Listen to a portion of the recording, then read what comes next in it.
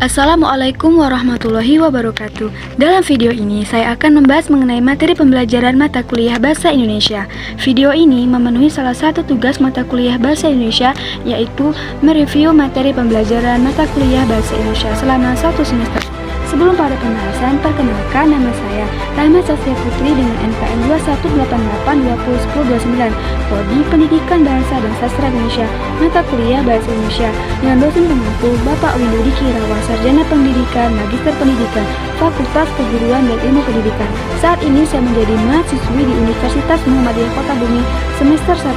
Baiklah, langsung saja pada pembahasan. Peran Bahasa Indonesia. Bahasa adalah suatu sistem yang dihasilkan oleh alat ucap manusia dan dipakai oleh masyarakat untuk berkomunikasi, kerjasama, dan identifikasi diri. Bahasa memiliki fungsi tertentu yang digunakan berdasarkan kebutuhan seseorang, yakni sebagai alat berkomunikasi, untuk mengekspresikan diri, untuk mengadakan integrasi, dan beradaptasi sosial dalam lingkungan. Mempelajari tentang ragam bahasa.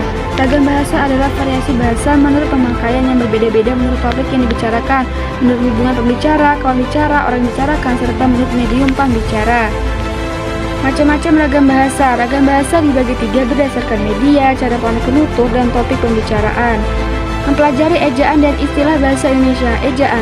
Secara umum, ejaan merupakan keseluruhan peraturan penggambaran lambang-lambang bunyi ujar suatu bahasa dan hubungan lambang satu dengan lambang yang lain, baik penggabungan ataupun dalam pemisahannya. Istilah adalah kata atau frasa yang dipakai sebagai nama atau lambang yang dengan cermat mengungkapkan makna konsep, proses, keadaan, atau sifat yang khas dalam bidang ilmu pengetahuan, teknologi, dan seni. Mempelajari kata, diksi, dan unsur serapan. Kata adalah unit bahasa yang mengandung arti dan terdiri dari satu atau lebih morfem. Secara bahasa, kata berawal dari bahasa Sanskerta yaitu katha yang artinya konversasi, bahasa, cerita, atau dongeng. Kata berfungsi sebagai penyusun kalimat. Makna dari kata tersebut juga bisa berubah sesuai dengan penggunaannya dalam kalimat. Kata dapat terbagi menjadi 7 kategori. Yang pertama, ada kata kerja atau verba. Adalah jenis kata yang menyatakan suatu tindakan, pengalaman, keberadaan, atau segala bentuk kegiatan dinamis lainnya. Kata benda atau nomina adalah suatu kata yang merujuk kepada segala hal yang dapat dibedakan.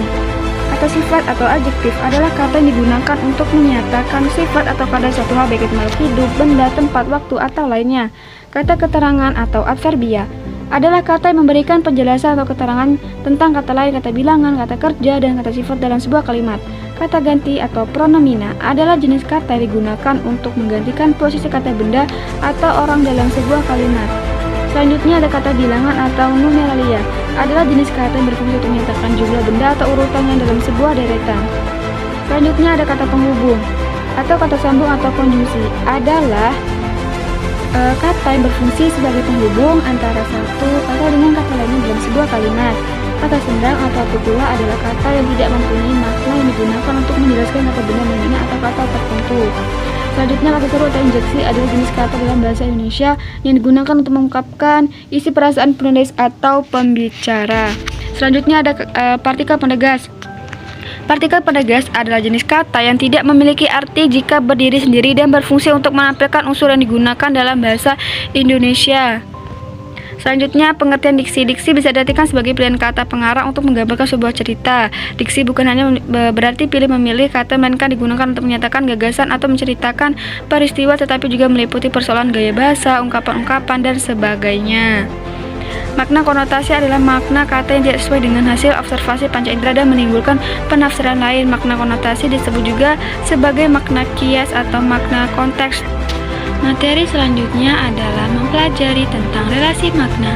Yang pertama ada homonim, adalah dua buah kata yang mempunyai persamaan tulisan dan pengucapan. Homograf adalah dua buah kata atau lebih yang mempunyai persamaan tulisan tetapi berlainan pengucapan dan arti. Selanjutnya ada homofon, adalah dua buah kata atau lebih yang mempunyai persamaan pengucapan tetapi berlainan tulisan dan arti. Sinonim adalah dua buah kata yang berbeda tulisan dan pengucapannya tetapi mempunyai arti yang sama. Selanjutnya antonim adalah kata-kata yang berlawanan artinya.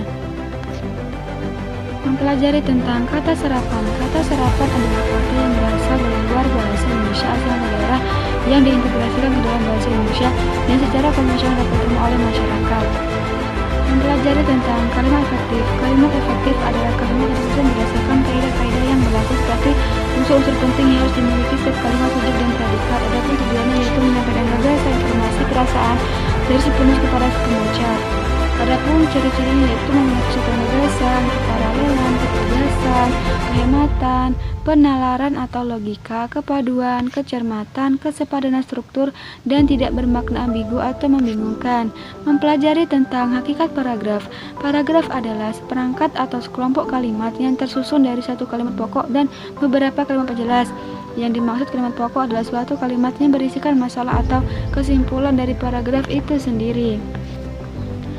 Mempelajari tentang jenis-jenis paragraf, yaitu ada paragraf narasi adalah suatu jenis paragraf yang menceritakan suatu kejadian atau suatu peristiwa berdasarkan urutan waktu. Paragraf deskripsi adalah paragraf yang isinya merupakan penggambaran dari suatu keadaan atau peristiwa menggunakan kata-kata sehingga pembacanya seolah-olah merasakan kejadian atau keadaan tersebut.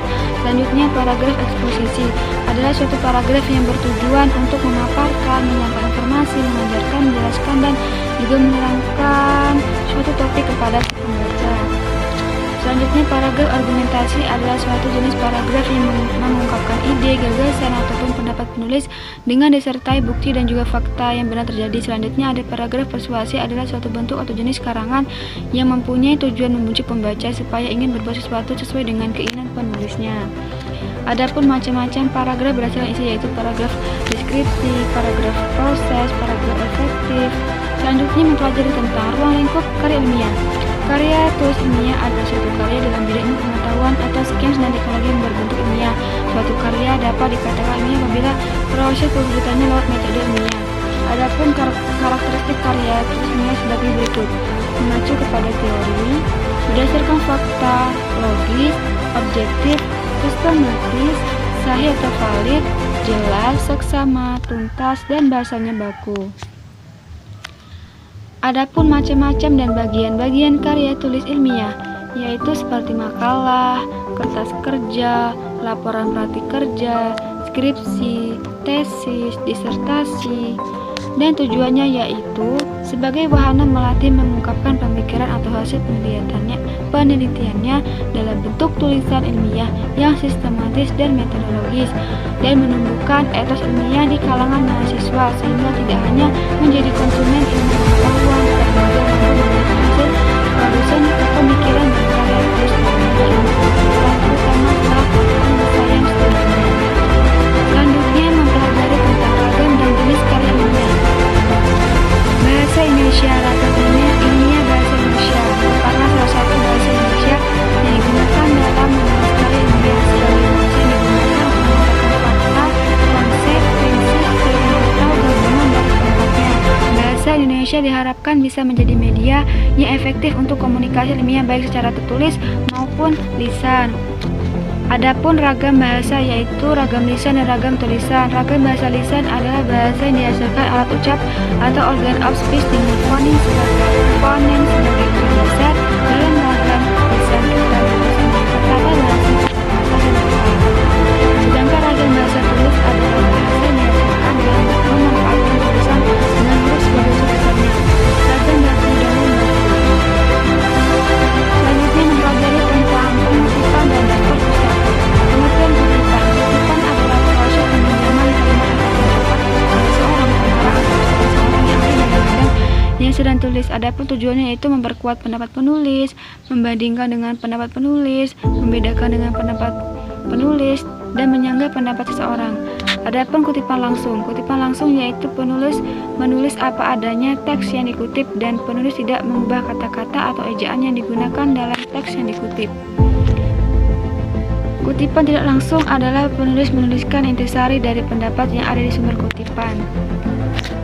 Selanjutnya ada penulisan sumber rujukan, yaitu dapat diperoleh melalui media cetak, audio visual, komunikasi pribadi, dan media elektronik. Selanjutnya ada sistem catatan. Adanya penulisan daftar pustaka, yaitu nama sejumlah pustaka sumber lain yang digunakan untuk menentukan pendapatnya. Selanjutnya ada nama penulis yang ditetapkan dengan menyebut nama selanjutnya ada tahun terbit. Selanjutnya ada bidang naskah untuk sumber informasi dan fakta penerbitan. Mungkin itu saja yang dapat saya bahas mengenai pembelajaran mata kuliah Bahasa Indonesia. Semoga dapat bermanfaat bagi kita semua. Wassalamualaikum.